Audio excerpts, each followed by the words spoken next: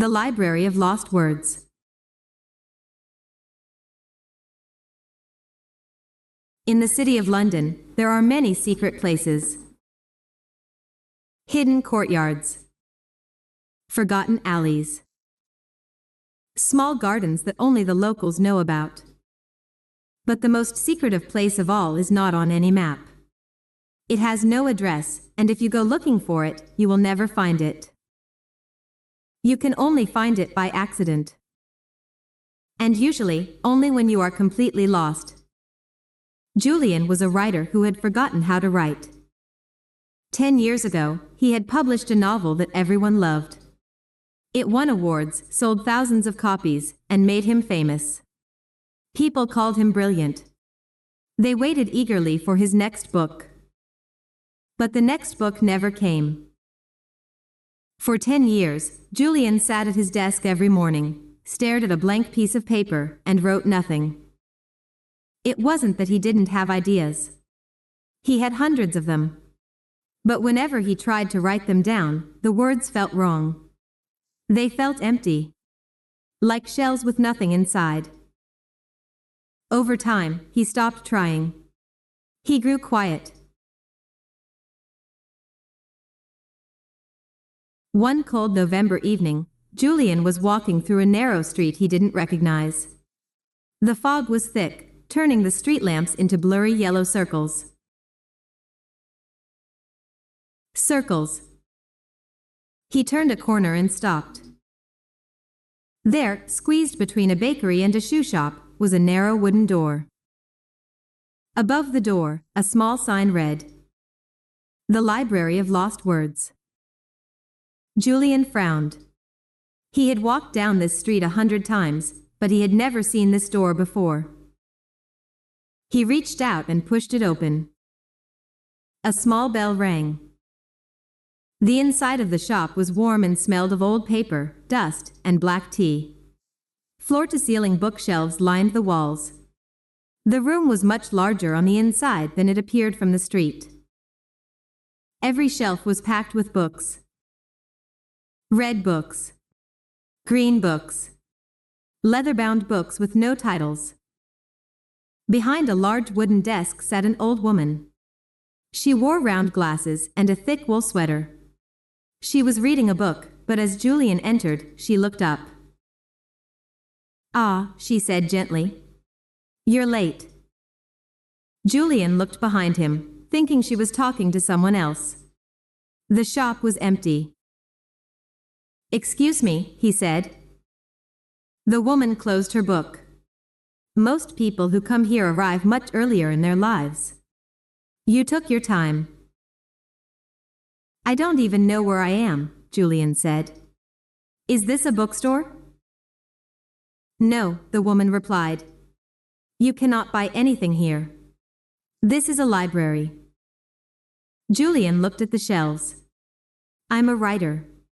Or, I used to be. Do you have anything on history? Or poetry?" The old woman smiled. "We don't keep ordinary books here, Julian." Julian froze. "How do you know my name?" The woman stood up and walked around the desk. She moved slowly, her footsteps barely making a sound on the wooden floor. "This is the Library of Lost Words," she said, gesturing to the towering shelves. "We keep the things people lose. The apologies they never said. The letters they never mailed. The promises they forgot. And, of course, the stories they never finished." Julian stared at her. "That's impossible." "Is it?" she asked. She walked over to a shelf in the corner, ran her finger along the spines of the books, and pulled out a thin, dark blue volume. She held it out to him. Julian hesitated, then took it. There was no title on the cover. Just his name, printed in small gold letters. Julian Hayes. His hands began to shake. He opened the book. The first page was filled with his own handwriting. He read the first line. It was the exact sentence he had tried to write 10 years ago, on the day he gave up. He turned the page. Here were paragraphs he had dreamed about but could never put onto paper. Here were the characters he had imagined, speaking the exact words he had failed to find. Page after page, it was all there. The entire second novel he had never written. How? Julian whispered. Tears filled his eyes. How is this here? Words don't just disappear, the old woman said softly. When you abandon them, they have to go somewhere. They come here. Waiting. Julian held the book tightly against his chest. He felt an overwhelming sense of grief, but also an incredible lightness. Can I keep it? He asked. His voice was trembling. Can I take it home and publish it? The old woman looked at him with kind, sad eyes. No, she said. Julian's heart sank. Why not? It's mine. It was yours, she corrected him. But you let it go. You cannot take these books out of the library. If you do, the pages will turn blank. Then why did you show it to me? Julian asked, feeling a sudden wave of anger. To punish me? To show me what I failed to do? No, Julian. The woman stepped closer and gently placed her hand on the book. I showed it to you so you would understand something. Understand what? That the words were always inside you, she said. You didn't lose your talent. You didn't lose your mind. You just became afraid. Julian looked down at the blue cover. You were so afraid that your second book wouldn't be as good as your first, she continued. So you stopped writing. You chose silence because silence is safe. But silence is also heavy. Julian closed his eyes. A single tear rolled down his cheek. She was right. For 10 years, he had told himself he had writer's block. But the truth was, he had simply been terrified of failing. He slowly handed the blue book back to the old woman.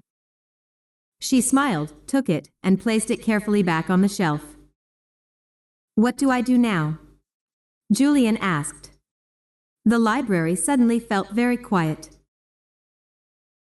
You go home, the woman said. And you start a new book. What if it's not good? Then it's not good, she replied simply. A bad page is better than a blank one. A bad page can be fixed. A blank page just stares at you. Julian took a deep breath. For the first time in 10 years, his mind felt clear.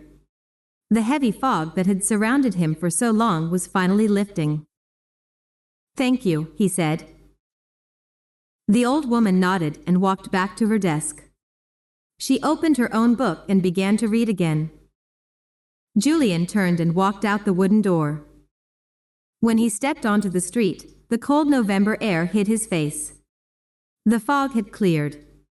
The city looked bright and alive. He turned around to look at the shop one last time. But there was no wooden door. There was only a solid brick wall between the bakery and the shoe shop. Julian smiled. He didn't need to go back inside. He put his hands in his pockets and began to walk home. He walked quickly, his heart beating fast. He had to get back to his desk. He had something to write.